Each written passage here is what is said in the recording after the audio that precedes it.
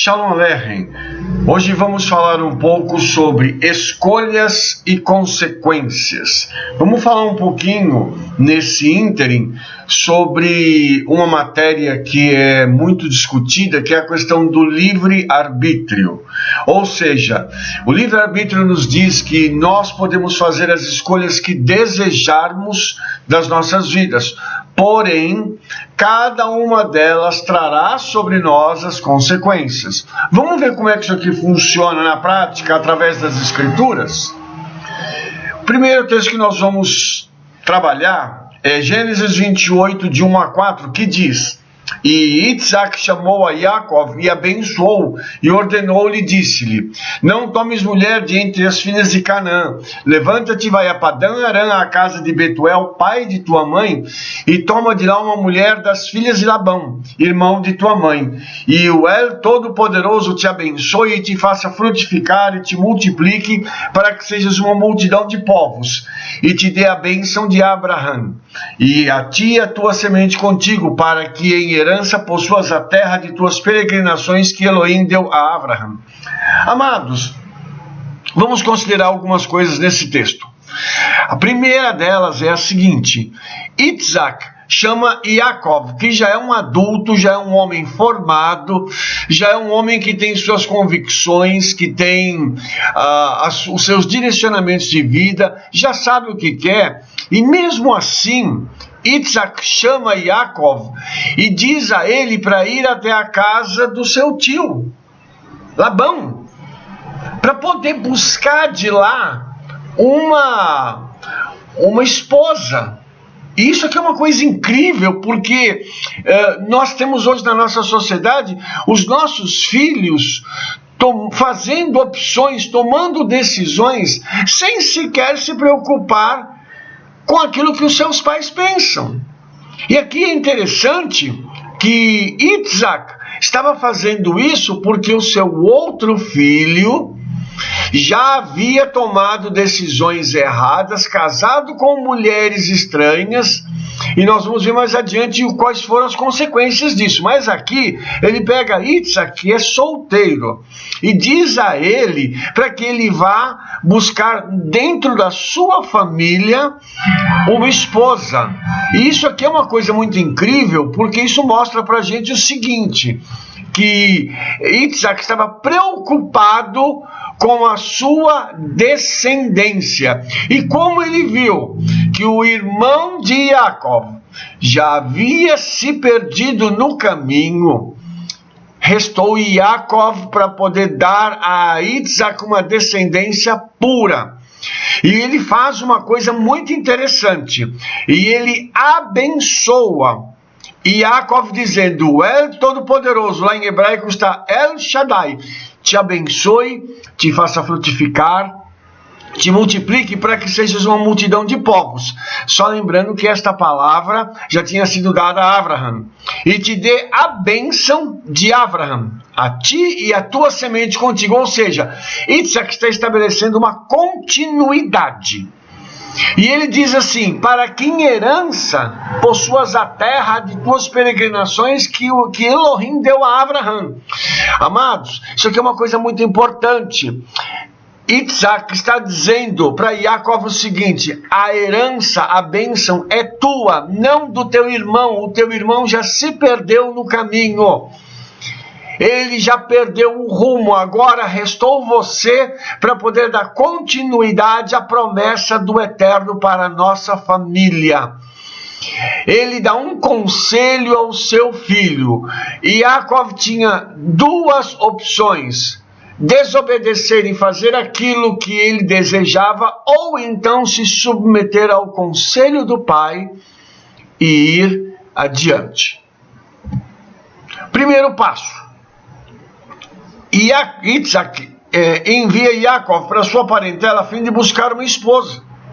Então, como eu já estava dizendo anteriormente, Isaac está preocupado com a sua linhagem, a linhagem que daria origem ao povo de Israel, por conta da promessa que o Eterno já tinha feito a Abraão e ao próprio Isaac. Então ele chama agora seu filho e diz: vai para sua parentela. Depois, ele abençoa. Isso é muito importante, irmãos, a bênção do pai, a bênção do patriarca sobre a vida dos filhos, sobre a vida da esposa. Nós fazemos isso a cada Shabat, nós abençoamos a nossa esposa e aos nossos filhos. E isso é algo muito importante. Quando um pai abre a boca para abençoar a vida de um filho, isso se cumpre no reino espiritual e se materializa no reino físico. Vou salientar isso mais uma vez. Quando um pai, que é um patriarca, abre a boca, o Eterno faz aquelas palavras se cumprirem, porque o pai, além de patriarca, é sacerdote no lar. E o sacerdote carrega uma unção. Veja bem que agora, no terceiro passo, Yaakov obedece ao seu pai. Ele não questiona o seu pai, ele sabe, ele entende o que está acontecendo e ele entende também o peso da palavra do seu pai e a bênção que ele recebeu para chegar até lá. Então, veja bem, vamos ler esses dois versículos que são muito importantes para a gente entender uma outra coisa. Vendo, pois, Esaú que Itzac abençoara Yaakov e o enviara a Padã Aram para tomar mulher para si dali, e que, abençoando-lhe, lhe ordenara, dizendo: não tomes mulher das filhas de Canaã, e que Yaakov obedecera seu pai e a sua mãe e se for a Padã Aram. Veja agora que interessante, aqui nós temos o contraponto, que é Esaú. Esaú viu Itzac abençoando Yaakov, enviando-o a Padã Aram para poder se casar lá. Ou seja, Esaú estava ciente de tudo o que estava acontecendo com seu irmão. E ele viu também uma outra coisa, que Yaakov obedeceu ao seu pai e à sua mãe e seguiu o conselho deles. Irmãos, isso foi feito de forma pública, ou seja, nada aqui foi feito de forma oculta ou escondida. E Yaakov agora, mesmo depois de adulto, mesmo depois de ter suas convicções formadas, ele se curva para obedecer ao pai, porque ele sabe que o conselho que o seu pai está lhe dando é o melhor conselho que ele poderia receber em toda a sua vida. Por quê, irmãos? Porque diz respeito ao seu futuro, ao casamento, a mulher, a alma gêmea que ele haveria de receber da parte do Eterno. O casamento, ele não é só a união de duas vidas, ele é a união de propósitos que estão nos céus e que precisam se concretizar na terra. E esses propósitos vão se desdobrar através do nascimento dos filhos. E Itzac sabia que Yaakov geraria uma descendência pura e que daria origem à nação de Israel. Amados, por isso, quando Yaakov obedece a seu pai e vai para Padã Aram para poder receber dali a instrução do Eterno para se casar e formar uma nação, o coração de Itzac se tranquiliza no que diz respeito a isso. Mas isso gera uma outra situação, pois Esaú, quando vê tudo isso, fica enciumado. Agora vamos ver a antítese. Vendo também Esaú que as filhas de Canaã eram más aos olhos de Itzac, seu pai, foi Esaú a Ismael e tomou para si por mulher, além das suas mulheres, a Maalate, filha de Ismael, filho de Abraham, irmã de Nebaiote. Veja bem, olha só o que o ciúme gera na vida de uma pessoa. Esaú sabia que as filhas de Canaã não eram agradáveis aos olhos do pai, mas ele já tinha tomado mulheres de lá. Agora ele vai a Ismael, ao invés dele ir para o lado bom da família, ele vai para o lado ruim, que é Ismael. Então, quando ele vai para Ismael, ele arruma uma mulher lá, além das mulheres que ele já tinha. Então veja bem, que ele já está fazendo algo que está contrário à vontade do pai. Veja que aqui ele não pede conselho para o pai. Ele não recebe uma orientação do pai para fazer isso. Ele vai e diz assim: meu irmão fez isso, eu vou fazer aquilo. Eu vou mostrar para o meu pai que a minha decisão está certa. Só que, como ele está tomando uma decisão de acordo com os seus próprios parâmetros, ele vai errar de novo. Ou seja, nós vamos perceber aqui mais uma vez que um erro puxa outro erro, porque não há perdão, não há arrependimento para que o perdão ocorra. Se Esaú tivesse se arrependido e dito: pai, eu errei quando eu casei com as mulheres estranhas, pai, me abençoa aqui, me orienta para que eu possa fazer um casamento diferenciado a partir de agora. Ele não fez isso. Ele vai pelo seu próprio destino, escrevendo a sua própria história, e vai para Ismael. Vai para aqueles que vão se tornar os grandes inimigos de Israel. E vão se levantar, vão formar 12 nações que hoje estão ao redor de Israel para poderem acabar com a nação de Israel. Então veja que ao invés de Esaú ir para o lado da bênção, ele vai para o outro lado da maldição. Ao invés de criar laços de amizade, ele vai difundir laços de inimizade com a futura nação de Israel. Então, o que Esaú faz de fato? Ele sai para buscar uma outra mulher, sem a bênção do pai e no lugar errado. Oh, misericórdia! 3 coisas erradas numa só tacada. De uma só vez, ele comete 3 erros que vão agravar a situação que ele já vive. Ou seja, o pai e a mãe já viram quem esse homem é. Já sabem que Esaú não é lá aquelas coisas, apesar do pai gostar mais dele do que de Jacó. Mas o pai está vendo tudo isso acontecer, e lógico que, apesar de, em idade avançada, enxergando pouco, Isaac tem discernimento.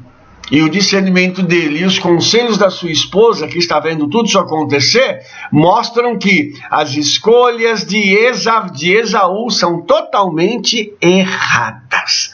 Cuidado com as escolhas que cada um de nós estamos fazendo. Cuidado com as decisões que nós estamos tomando. Elas podem gerar consequências a curto, a médio e a longo prazo. E as decisões que são mais impactantes são aquelas que geram problemas, digamos assim, ou bênçãos a longo prazo. O impacto é muito maior. Então nós devemos tomar cuidado com isso. As escolhas que ambos produziram, consequências a médio e a longo prazo. E Jacó faz com que a sua decisão gere o nascimento da nação de Israel. O que isso implica? Nascer Israel implica em quê? Em bênção para todos no mundo, porque o Eterno já tinha dito a Abraão que ele abençoaria as famílias da terra através dele, da sua descendência. O que isso nos mostra? Que agora a decisão de Jacó vai se conectar com a palavra profética dada ao Eterno para Abraão. Ou seja, aqui é uma continuidade. O Espírito do Eterno está dirigindo este homem, porque ele toma uma decisão correta para que haja continuidade na palavra profética e na materialização dos sonhos do Eterno, dos céus na terra. Nós hoje somos abençoados por conta das decisões corretas que Abraão tomou, Isaac tomou, Jacó tomou, e depois os outros que vieram na continuidade foram tomando. Em contrapartida, Esaú dá origem a um povo que depois deságua nos romanos, que estão misturados com os povos árabes. O que isso implica? A maldição para o mundo até hoje, pois o sistema romano, ele vem da Grécia, que vem da Média, que vem da Pérsia, que vem da Babilônia. Então, se você parar para pensar, há uma continuidade de impérios que eles são retratados na estátua que Daniel vê, quando aquela pedra é cortada sem mãos e destrói todo aquele sistema. E essa pedra é o Messias, obviamente, mas nós precisamos entender que isso só aconteceu porque lá atrás teve uma decisão errada, e essa decisão agora chega no ponto em que nós estamos. A nossa história hoje, o contexto mundial, tudo aquilo que está acontecendo de ruim no mundo está ligado, conectado com as decisões erradas de homens lá atrás, que formaram grandes impérios que, ao invés de abençoarem o mundo, eles estão amaldiçoando o mundo com os seus padrões errados, levando o mundo distante do eterno e da sua palavra. E para terminar, nós vamos pensar no seguinte: como é que a gente pode classificar as escolhas? Primeiro, como espirituais, gerando bênçãos. Segundo, como carnais, gerando maldições.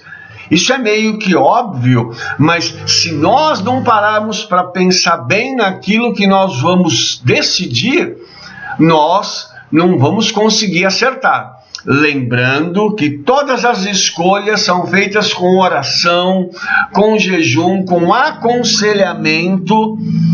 Aqueles que são mais velhos, que têm um direcionamento da parte do Eterno, precisam ser ouvidos.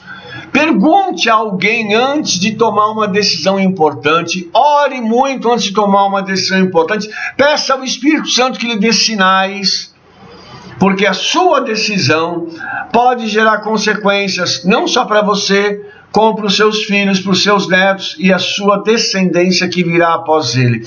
Portanto, há uma grande importância naquilo que fazemos e decidimos, nas palavras que liberamos e naquilo que desejamos, nas orações que fazemos. Nós precisamos entender que cada oração nossa, quando chega até a sala do trono, ela recebe uma classificação e um direcionamento. O Eterno pode dizer: vou cumprir isso agora, isso aqui espera, isso aqui é lá para frente.